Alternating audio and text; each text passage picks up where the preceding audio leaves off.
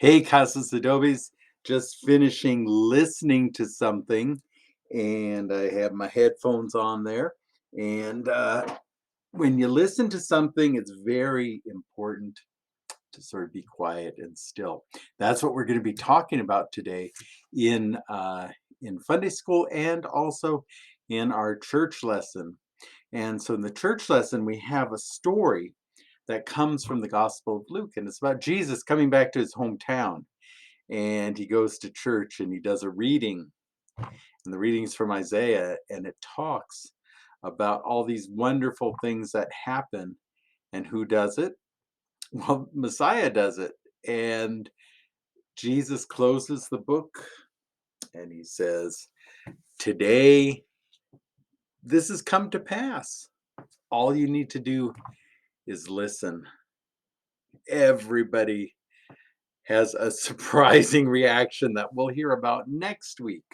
So Jesus is talking about listening, taking time to listen. And so that's what we're going to be talking about in uh, in our worship today, and in our sermon, about the importance of taking time, not to be living in assumptions, not to be saying, oh, I know that, or I watched that, or whatever, and just take time to listen, because that's what Jesus is saying.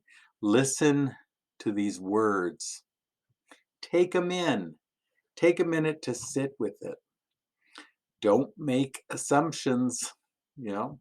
And that's what the people are doing, is because they know Jesus. Jesus grew up in this town, and they're not listening to the words. They're thinking, oh, this is somebody that we know. And we'll hear about what happens with that next week in part two. So, all right. And so while we're talking about senses, I want to talk about Epiphany, because that's what we're in right now. It's the season of Epiphany. Sorry, my hair keeps popping out. So in the season of Epiphany, remember, it's about surprises and finding God. We learned about the Magi a few weeks ago. They saw Emmanuel. They saw the star. And then we learned about the baptism. In the baptism, you feel the water, feel God, and then that beautiful manifestation of the voice and the dove, like the Spirit, and some more senses coming into it. Last week, we learned about Cana and what happened at that wedding. Taste. So this week, it's about ears and everything else, because Paul, in his letter to the people in Corinth, which is a Greek city, talks about using all your body and how the body relies on everybody to come together. And it doesn't consist of just one member. If the foot says, I'm not a hand, I don't look as good as a hand, I can't wear rings, I'm not part of the body. Or the ear says, not an eye, I don't belong to the body.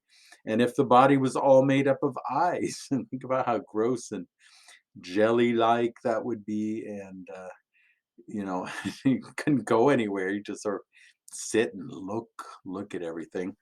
Um, and so Paul says that every member of the body is part of what God has arranged, and it gives great honor to everyone altogether. No part is better than the other parts.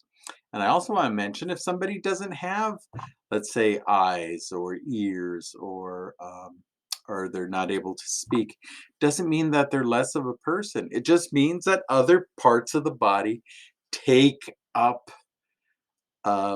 what they need to do and help.